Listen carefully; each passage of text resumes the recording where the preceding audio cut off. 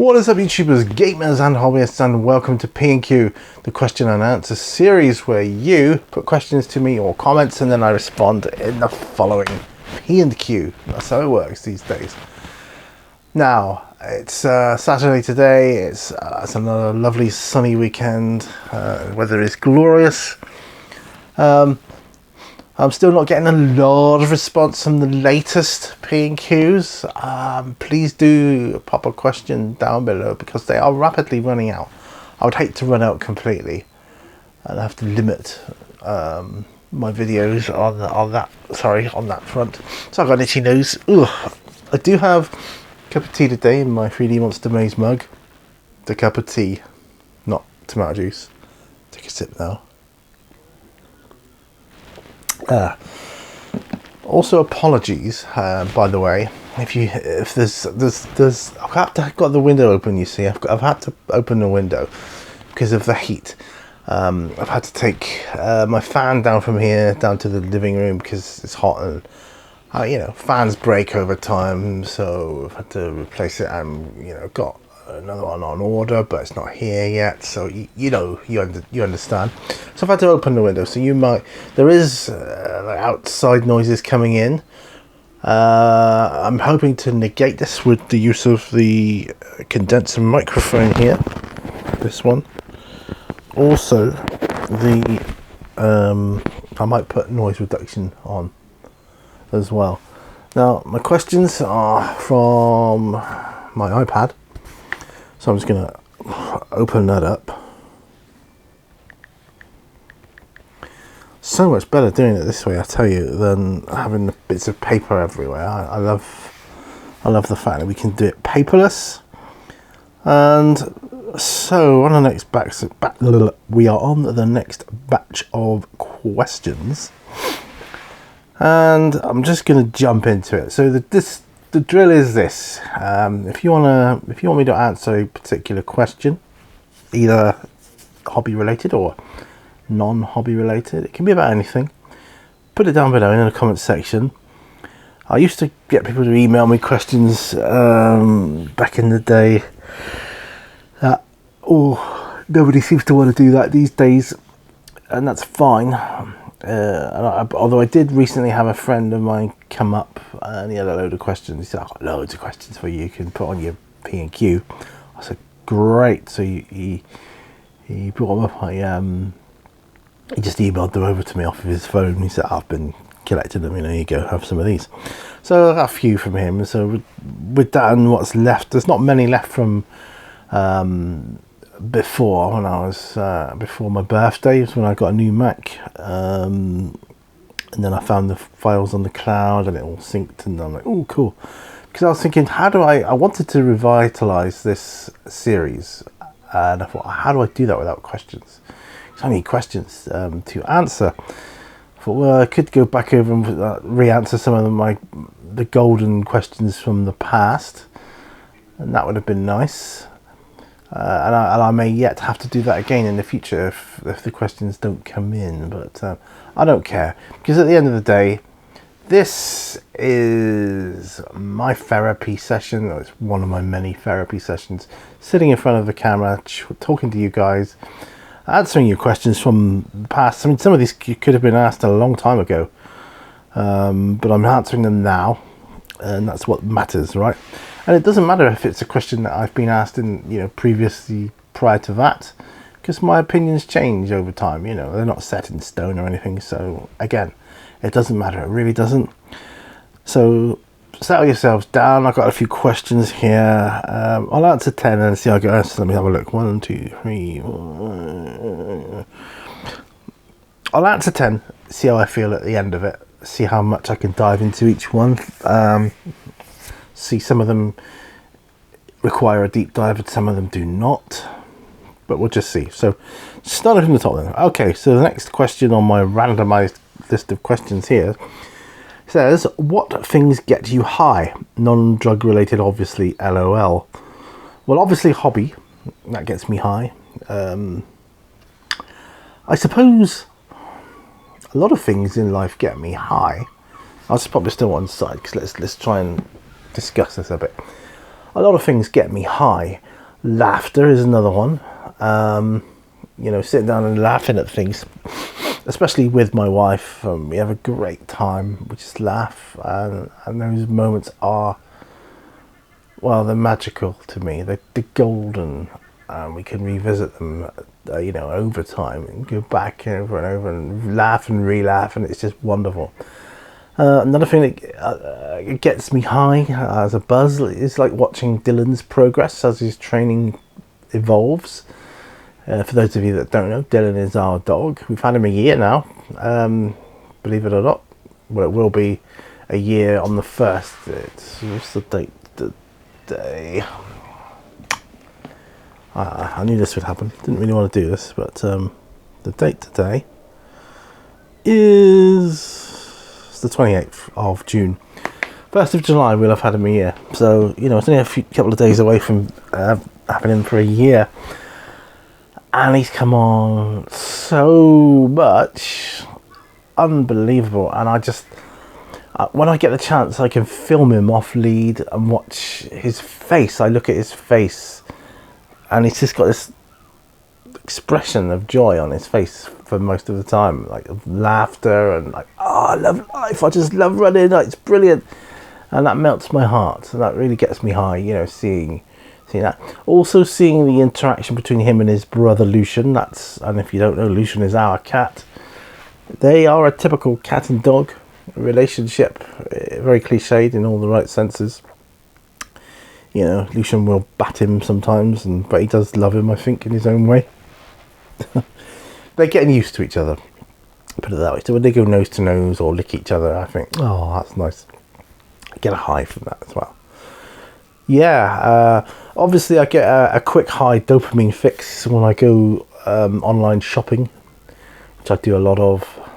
And I know it's not the right answer for if you're having a rough day or a rough time of it, to go and do some shopping, buy yourself a little something to sweeten your deal in life. So, but yeah, I do tend to do that. That's why my stuff gets out of control so quickly. But then, the bills are paid, so why not? But yeah, I think I've kind of answered that question well enough in this episode, so that's good. Don't like rushing them. Oh, okay, next one. Favourite Hobbit movie? I'll just put a little tick on it there. Favourite Hobbit movie? Ooh, gosh. You mean the ones with Peter Jackson made and all that? I don't think there was any others, was there? I'm going to say the second one, which was, what's that called? Desolation of Smaug? Yeah, I think so. Desolation of Smaug. I think that, for me, was my favourite.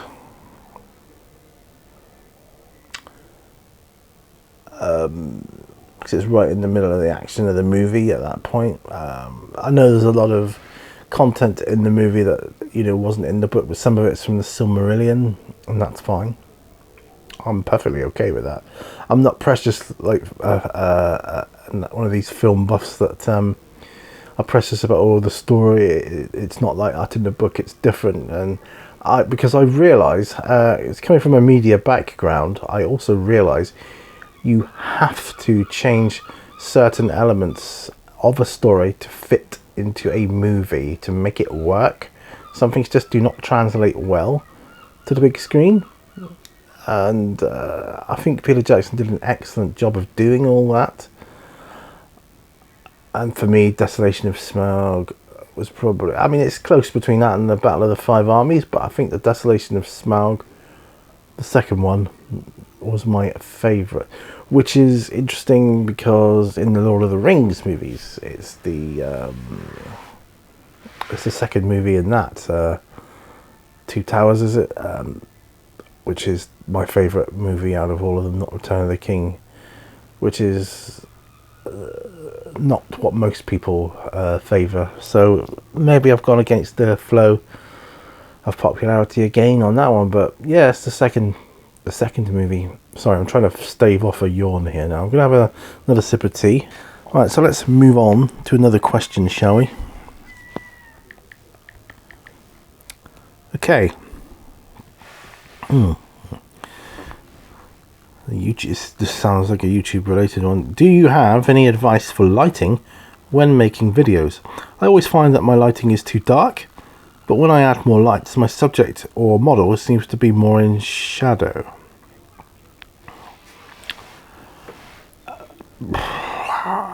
I don't, without any, because that's all the information I've got, without any more information or any pictures or any more knowledge of your situation, I can't answer too well. From this limited information here, I would say it sounds like you're filming more of later in the day, later in the evening, when the light is going anyway, the natural light.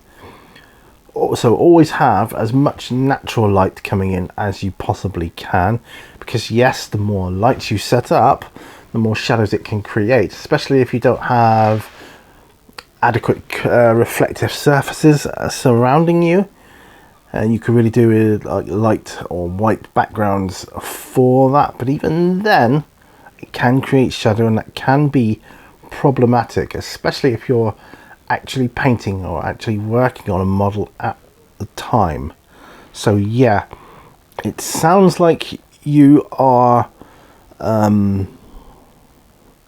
filming or doing your videos later in the evening. Try, if you can, try doing them earlier in the day. So that would be my advice for you there, sir. Right, so 1, 2, 3, 4, 5, 6, 7. Okay. What is your favourite zombie movie? Do you have one? Oh, this is going to be a boring answer for you, I'm sorry. Zombie movie. Don't think I have a favourite zombie movie. No. Oh my gosh. There's so many to choose from. I don't think I have a favourite one.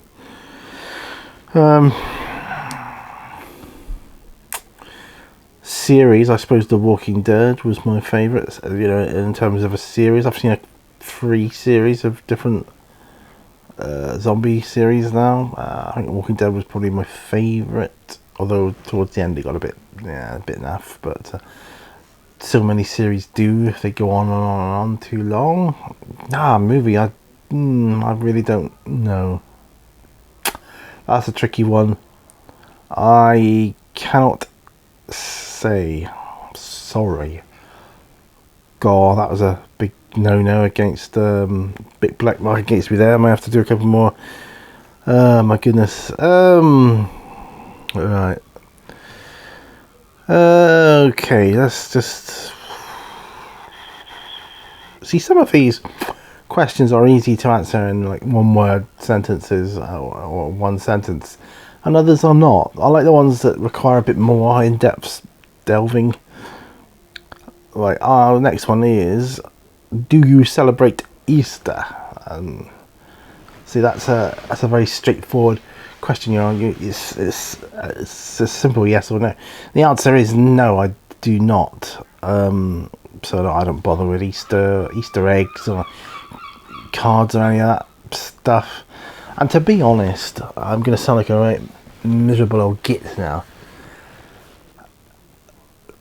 Chocolate isn't chocolate anymore, and you can believe or disbelieve what you will from that, but unless it says chocolate on it, it's not chocolate, proper chocolate. It's got to contain a certain percentage of cocoa powder and cacao. In the EU regulations, I believe, in order to call itself chocolate. So you'll notice that like Galaxy bars, they don't say Galaxy chocolate anymore, unless it says chocolate on it, because it cannot legally use the word chocolate on the wrapping unless it has the correct amount of ingredients, the high enough percentage. Otherwise it's just a mixture of sugar and other crap. And a lot of Easter eggs they're not chocolate. I'm sorry, but they're not. And that's why they're a bit naff, you know? And it's not just that. I just think, well, it's just another day, isn't it? You know, for me, it's just another day. Easter is Easter. Yeah. It's just not something that I think about. I celebrate lots of different things in my life throughout the year, that is. Easter is not one of them. I find it far too commercialised, for starters. Right, okay, just gonna have another sip of coffee.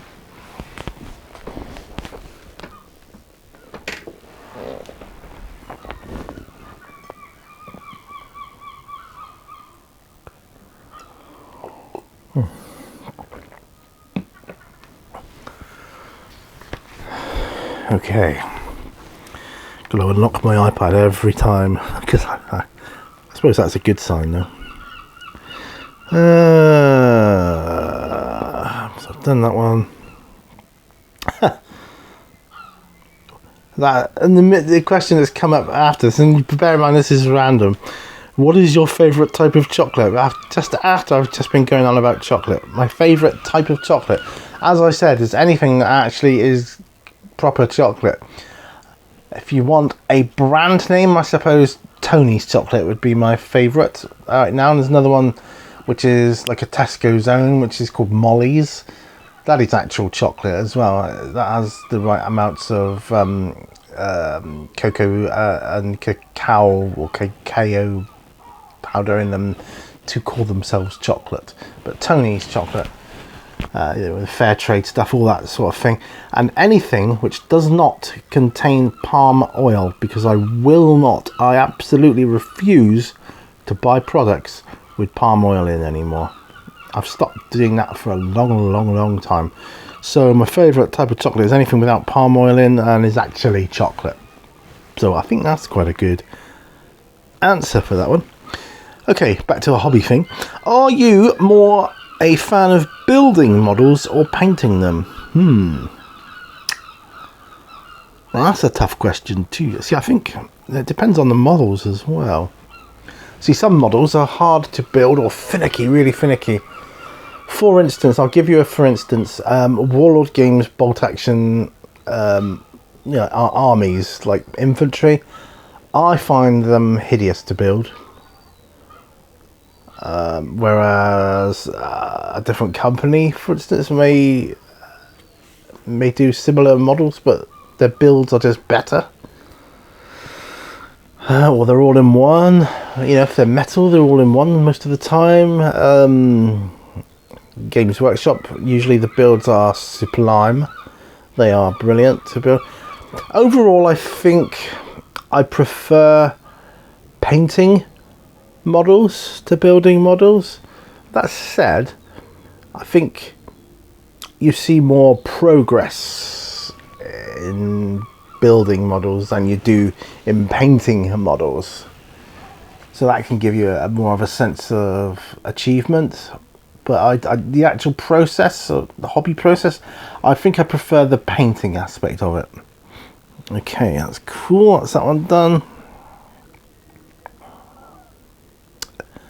Okay, and this question is a strange one.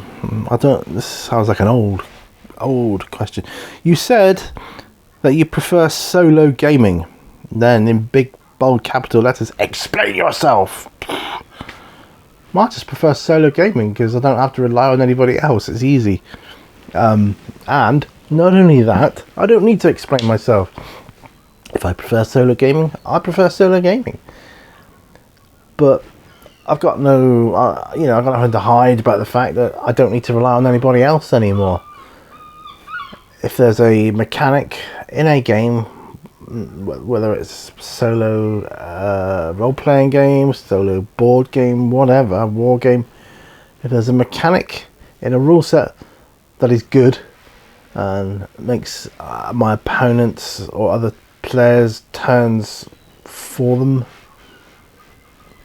and it's, can be surprising or random, you can't predict, then I'm going with that, because at the end of the day, all I have to worry about then is myself for a gaming session.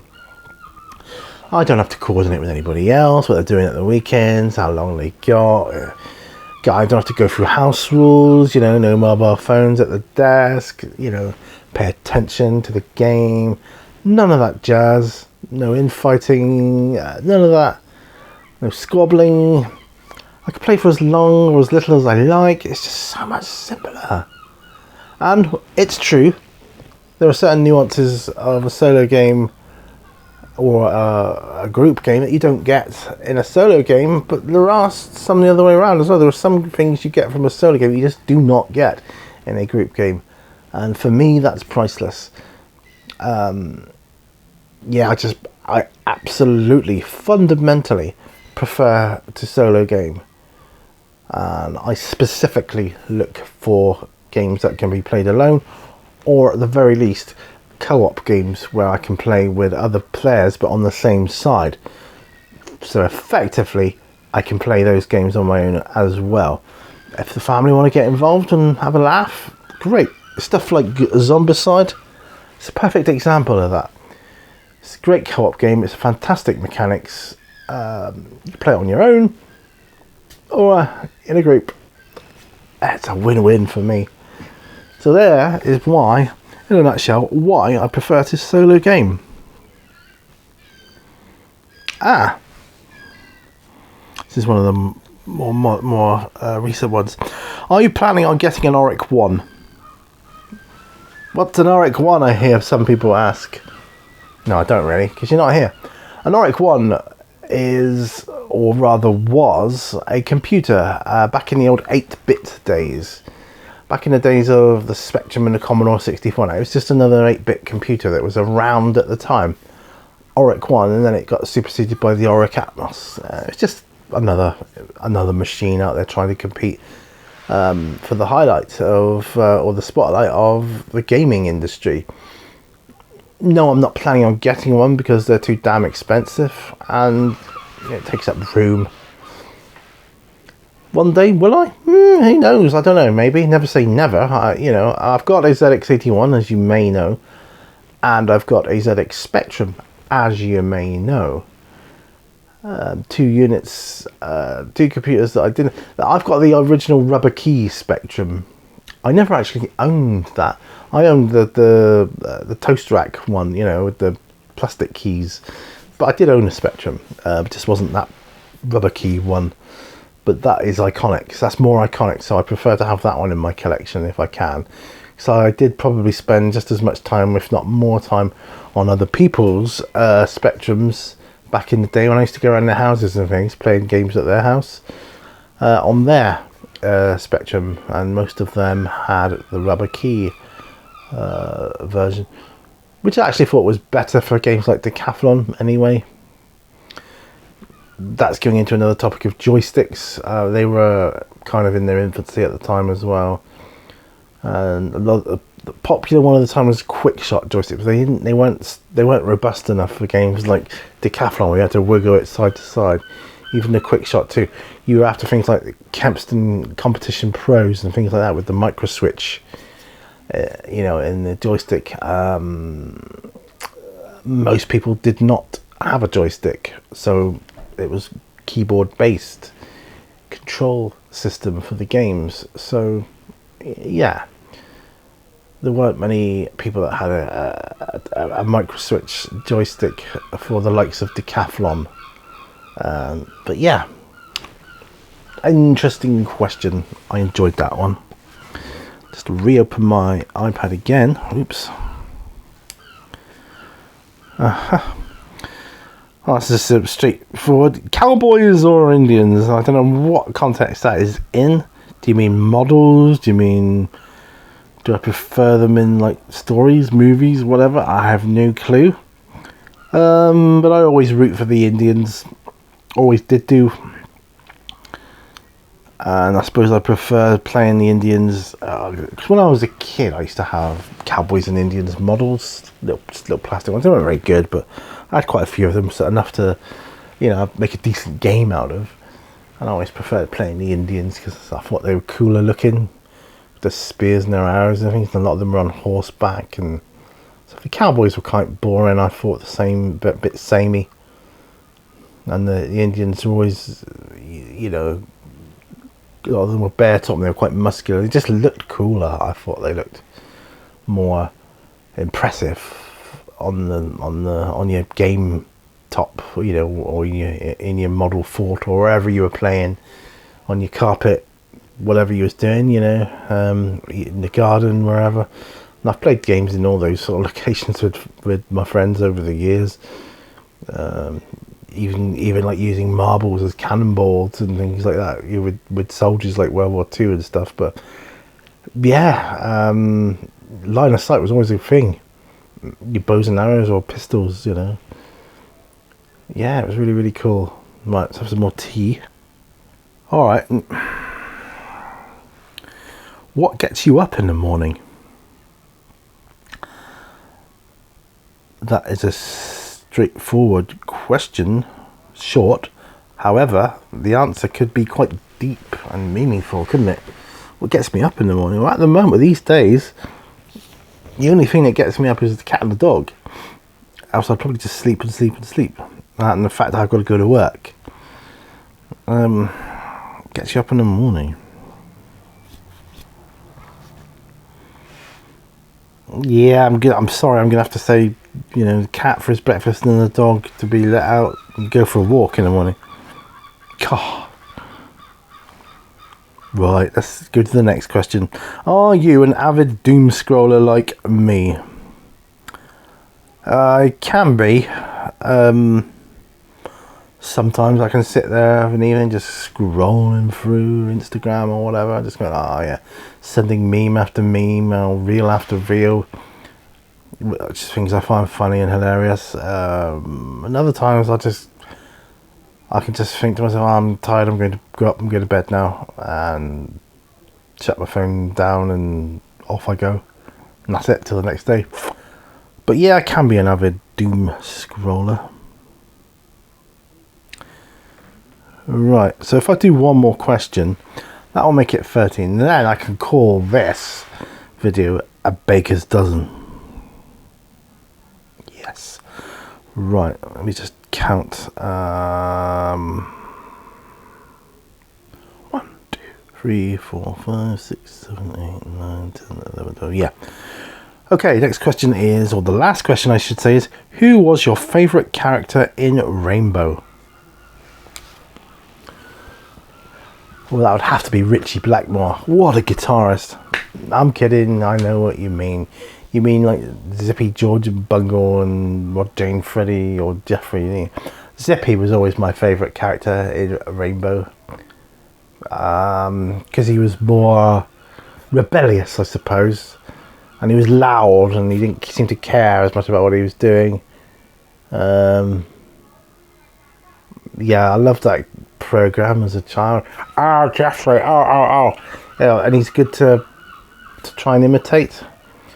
Yeah, he was a bit of a know-it-all, but I liked Zippy the best. Right, well that makes 13 questions. So 13, that's my baker's dozen. I'm going to finish up my tea, bid you a fond farewell. Another cup out of my Fruity Monster Maze mug. Thank you ever so much for watching this episode of P&Q. Don't forget, questions down below. If I put a like next to it, I'm the only one that should be doing that. It means I've acknowledged your question and I've put it into my little randomizer and it will pop up sometime in the future, in a future episode. So thanks for sticking around and watching this, sitting through this with me. I do enjoy making them. I love making them. I find them very calming, cathartic and just relaxing in general. So thank you for that. And do remember, my friends, to give video a thumbs up. That helps massively. And don't forget that all brushes lead to water. I'll see you guys on another video. Bye for now. Bye bye.